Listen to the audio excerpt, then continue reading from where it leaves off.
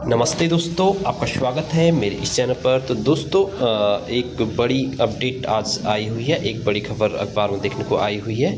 तो इसको समझते हैं पहले। और ये जो वीडियो है दोस्तों, वो आपके जिन्होंने एनआईएस से जो अभ्यर्थी पहले बीएड थे और उन्होंने बाद में एनआईएस से डीएड कर लिया, उससे संबंधित लग रही है। और उनके पक्ष में ये लग रही है, क्या जिन्होंने पहले बीएड किया हुआ था और बाद में उन्होंने एनआईएस से डीएड किया या कर लिया, क्या वो अभ्यर्थी अर्हता हैं या नहीं, इससे कुछ पता चल रहा है। तो उसको बाद में जानते हैं। पहले इस वीडियो को, इस जो आज की अपडेट है, इसको अच्छे से पढ़ लेते हैं क्या लिखा है, फिर इसको समझने की कोशिश करेंगे। उससे पहले दोस्तों, किसी भी अपडेट नई जानकारी के लिए प्लीज़ चैनल को लाइक से सब्सक्राइब अवश्य कर लेना। पहला है, उच्च धारक अभ्यर्थी अयोग्य नहीं, हाईकोर्ट फैसला पलटा।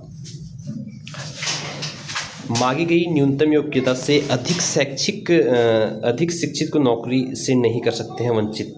नैनीताल उत्तराखंड उच्च न्यायालय के राज्य में सरकारी नियुक्तियों के लिए एक महत्वपूर्ण व्यवस्था दी है।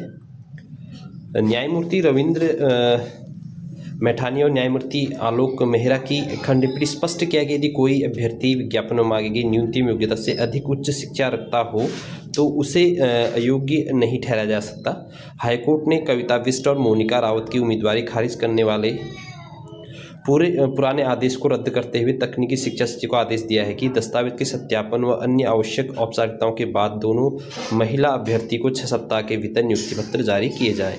मामले के अनुसार वर्ष 2015 में उत्तराखंड के अधीनस्थ सेवन आयोग की ओर से कंप्यूटर प्रोग्राम का कम ऑपरेटर के पदों के लिए विज्ञापन जारी किया गया था। इस पद के लिए न्यूनतम योग्यता किसी भी विषय में स्नातक के साथ 1 वर्षीय कंप्यूटर डिप्लोमा या इंजीनियर डिप्लोमा के साथ 1 वर्षीय कंप्यूटर डिप्लोमा थी। 2 अभ्यर्थी कविता बिष्ट और मोनिका रावत ने इसके लिए आवेदन किया था। दोनों के पास मास्टर्स इन कंप्यूटर एप्लीकेशन जैसी उच्च डिग्री थी। उसके बावजूद विभाग ने उनकी उम्मीदवारी पर यह कहकर खारिज कर दी थी कि उनके पास निर्धारित 1 वर्षीय डिप्लोमा नहीं है। खंडपीठ ने मामले में एकलपीठ के पुराने फैसले को पलटते हुए कहा कि विज्ञापन में दी गई शर्त न्यूनतम योग्यता की थी, न कि एकमात्र योग्यता। हाईकोर्ट ने प्रमोद राणा बनाम उत्तराखंड सरकार मामला का हवाला देते हुए कहा कि यदि किसी पद के लिए कम से कम 1 साल का डिप्लोमा मांगा गया तो जिस अभ्यर्थी ने 3 साल की मास्टर डिग्री की हो वह स्वतः ही उस पात्रता को पूरा करता है। मामले में यह तथ्य सामने आया कि कार्मिक और विधि विभाग ने पहले राय दी थी कि दोनों अभ्यर्थी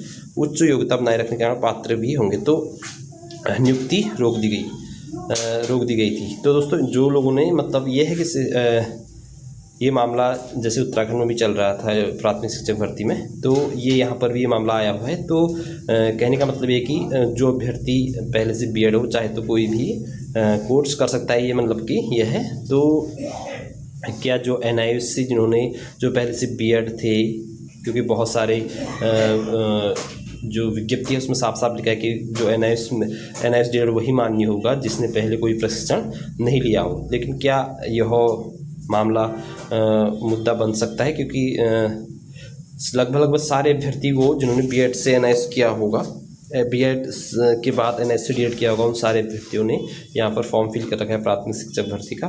तो सीधी सी बात है कि वो लोग फिर से कोर्ट जाएंगे और फिर उसके बाद क्या होता है कि क्या इनके पक्ष में आता है नहीं आता है, लेकिन ज़्यादातर ये लग रहा है कि ये उनके पक्ष में ही और डिसीज़न देखने को मिल सकता है दोस्तों, कि जिन अभ्यर्थियों ने पहले बीएड किया था और बाद में एनआईएस से डीएड कर लिया था, वो शायद मेरे हिसाब से मान्य होगा अकॉर्डिंग टू कोर्ट। बाकी जो भी होगा दोस्तों वो आगे की बात है, लेकिन अभी तक ये लग रहा है। लेकिन ये भी है कि सभी अभ्यर्थी जिन्होंने एनआईएस से डीएड किया हुआ है और पहले बीएड थे, वो सभी अभ्यर्थियों ने भी फॉर्म फिल कर रखा है, क्योंकि अभी तक इस प्रकार से कोई भी ऐसी कोई जांच नहीं हो सकती है। मतलब पहले ही पता नहीं चल सकता है कि इन लोगों ने बीएड किया है नहीं किया, वो बात की बात है, नियुक्ति के बाद की बात है कि इन लोगों ने बीएड किया है नहीं किया। डीपली जब उसकी जाँच होगी तब जाकर पता चल सकता है इसने बीएड किया नहीं किया। उससे पहले ऐसे कोई किसी भी प्रकार से कोई पता नहीं चल पाएगा कि इसने बीएड किया हुआ है या नहीं किया है। तो ये थोड़ा सा टेढ़ा मामला है, तो इसको आगे देखेंगे क्या होता है इसमें,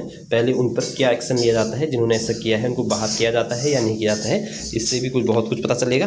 बाकी इस वीडियो को यहीं पर एंड करते हैं। आगे जो जो होगा मैं आपको लेटेस्ट अपडेट देते रहूँगा, अन्य जानकारी भी आपको दूंगा। उसके लिए दोस्तों आप प्लीज़ चैनल पर बने रहिएगा, और अगर चैनल पहली बार आएंगे तो प्लीज़ चैनल को लाइक शेयर सब्सक्राइब अवश्य कर देना दोस्तों। फिर मिलते हैं नेक्स्ट वीडियो में, और नीचे आप डिस्क्रिप्शन में टेलीग्राम लिंक दिखेगा, सुबह ज्वाइन कर लेना किसी भी नई अपडेट PDF फाइल्स के लिए।